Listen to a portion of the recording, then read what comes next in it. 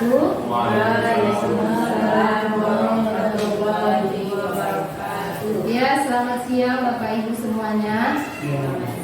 Ya, Bapak Ibu, alhamdulillahirobbilalamin, puji syukur kehadirat Allah Subhanahu wa taala yang telah memberikan kesehatan dan kesempatan bagi kita semua masih bisa berkumpul di ruangan yang berbahagia ini.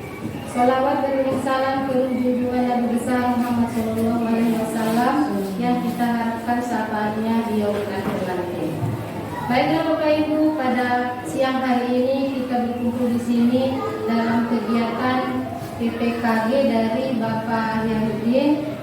Yang nantinya lebih jelas disampaikan oleh Bapak. Pada Bapak kami persilakan.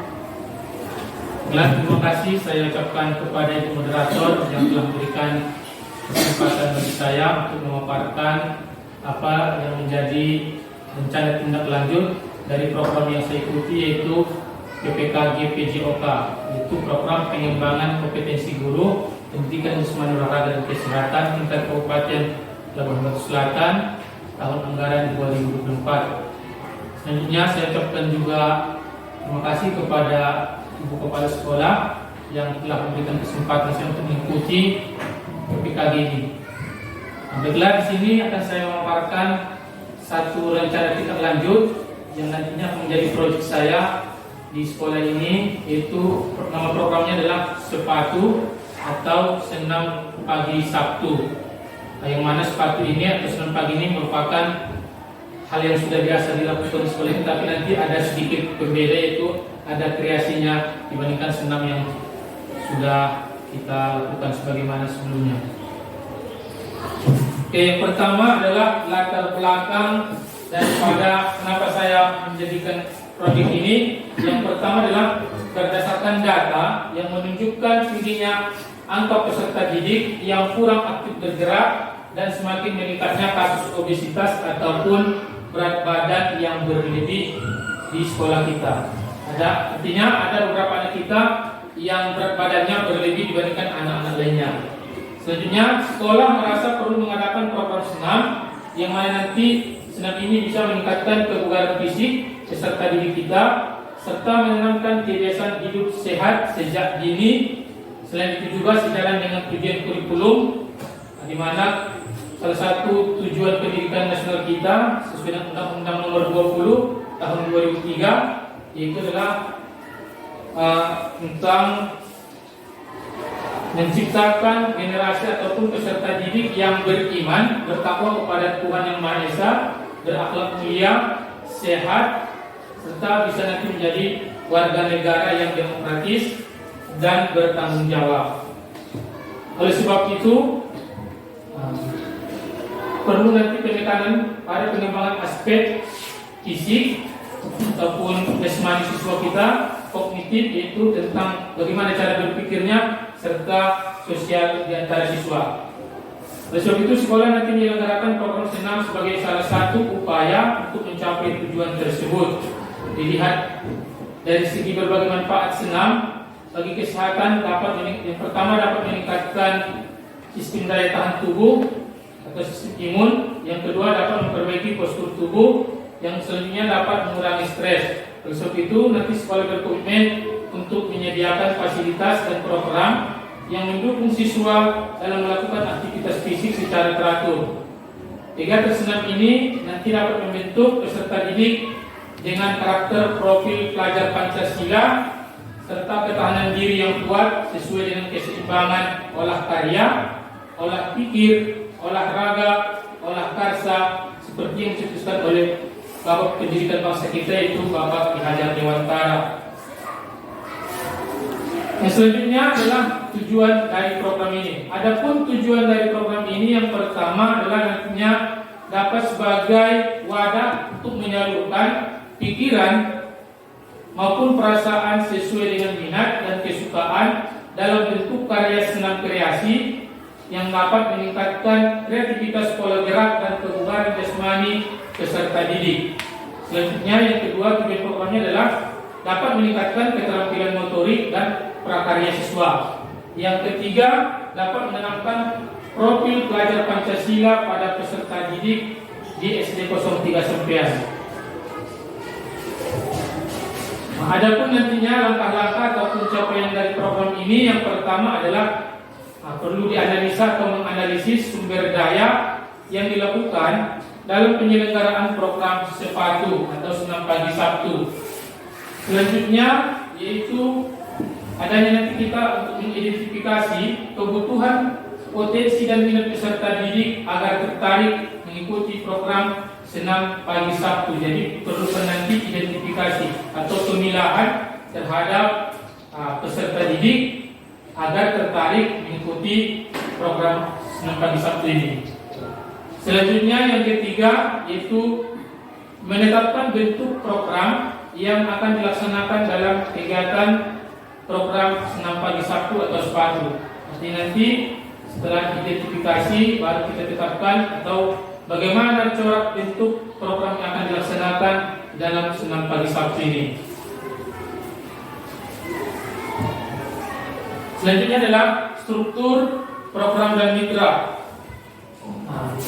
Adapun struktur program dan mitra dari program sepatu ini, yang pertama adalah target program sepatu adalah seluruh peserta didik dari SD 03 sampean. Jadi dari kelas 1 sampai dengan kelas 6 itu menjadi target dari program sepatu ini. Selanjutnya yang kedua, program sepatu direncanakan nanti dilaksanakan setiap seminggu sekali pada hari Sabtu pagi selama 4 bulan dalam pembelajaran kokurikuler.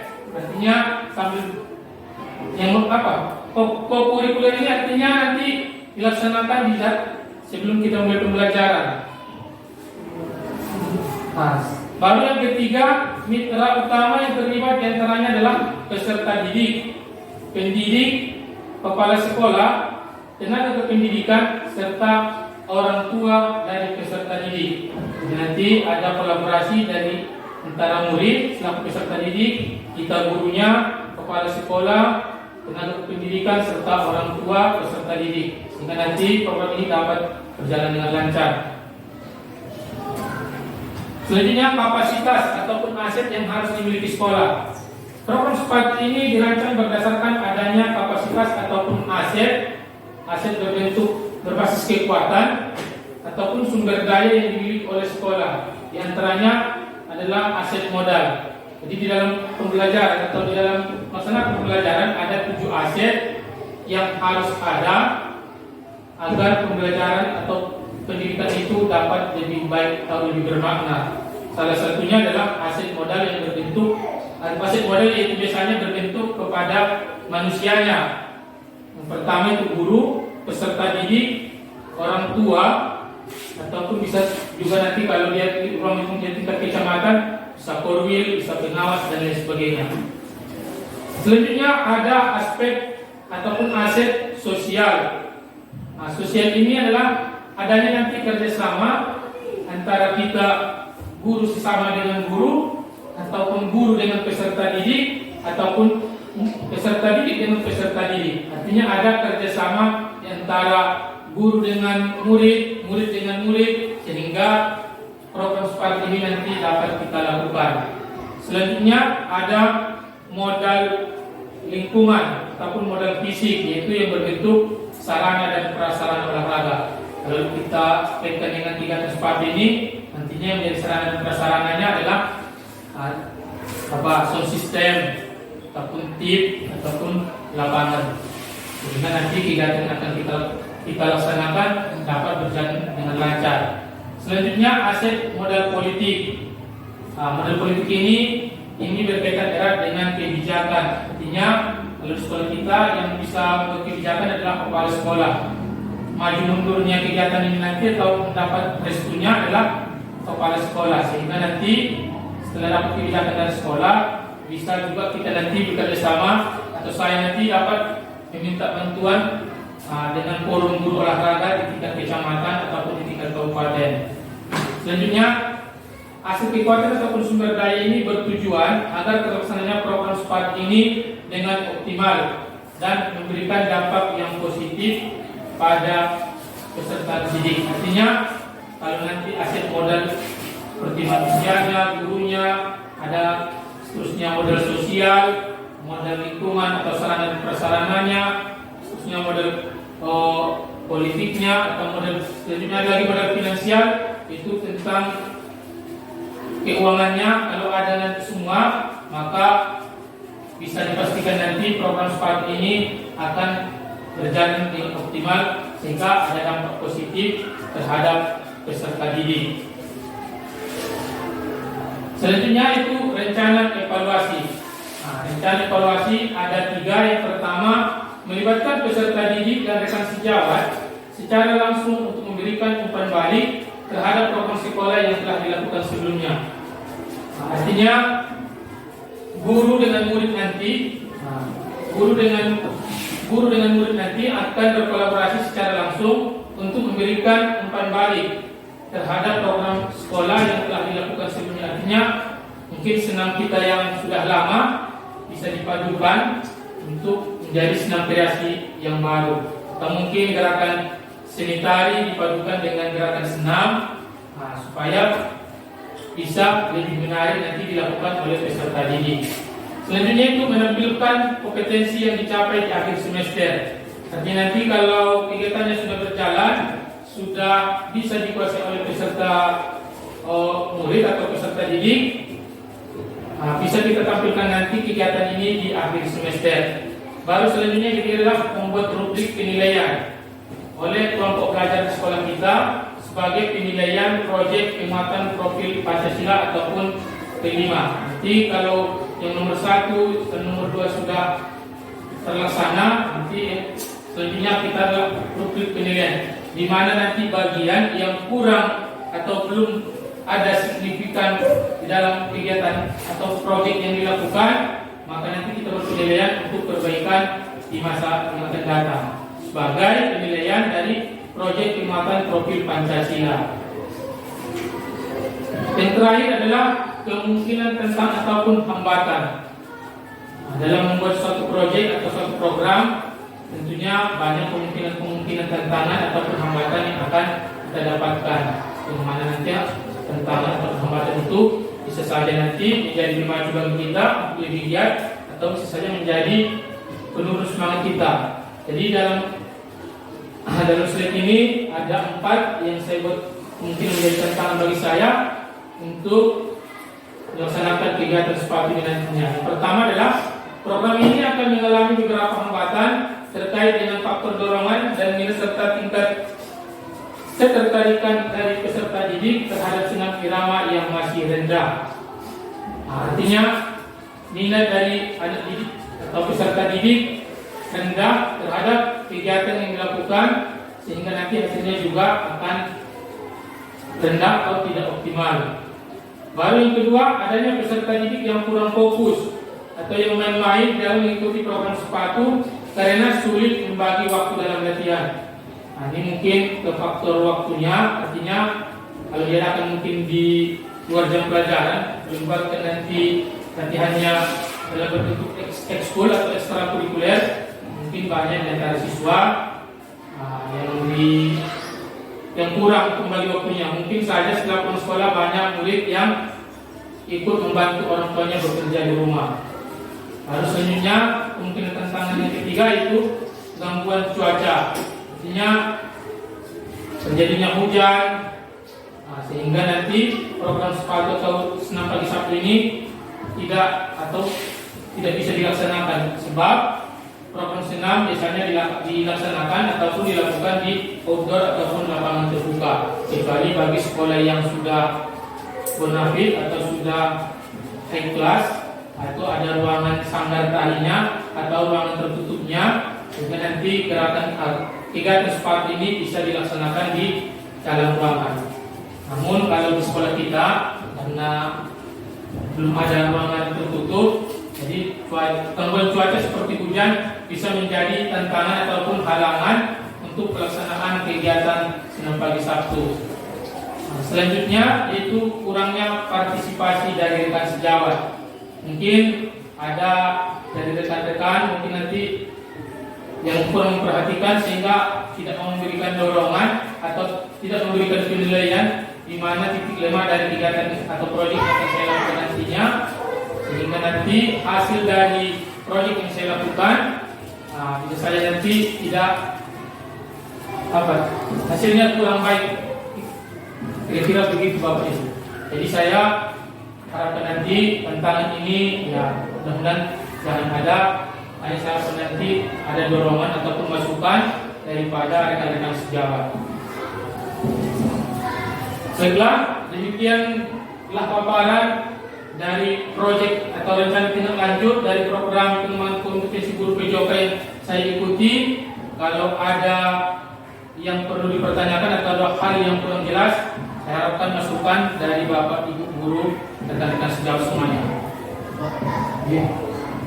Ya Pak. Tadi kan saya lihat di slide Bapak di mana kata kesimbangan yang dicetus oleh Bapak pendidikan kita, yaitu Bapak Kedua Negara, yang mana di situ termuat olah karya, olah pikir, olahraga dan olah rasa. Apa sih pengertian dari tempat ini Pak? Baiklah, jadi tadi Pak Hafiz selaku wali kelas 6 bertanya ada 4 kategori untuk pembelajaran PJOK yang disebutkan oleh Sajar Dewantara. Yang pertama tadi adalah olahraga. Nah, olahraga ini adalah aktivitas yang berkaitan dengan fisik kita. Contohnya mengikuti kegiatan berolahraga, baik itu berbentuk permainan ataupun senam dan lain sebagainya. Nah, nanti kalau kita ikuti kegiatan olahraganya, fisik ataupun jasmani kita akan meningkat tingkat kebugarannya. Terus selanjutnya yang kedua adalah olah karsa ataupun olah karsa ataupun olah rasa.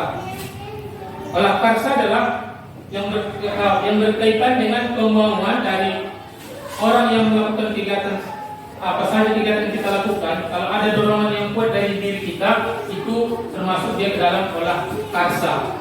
Artinya apa? Dorongan yang timbul dari dalam diri kita gitu Pak. Selanjutnya adalah olah karya. Kalau olah karya ini adalah kemampuan kita untuk mencipta.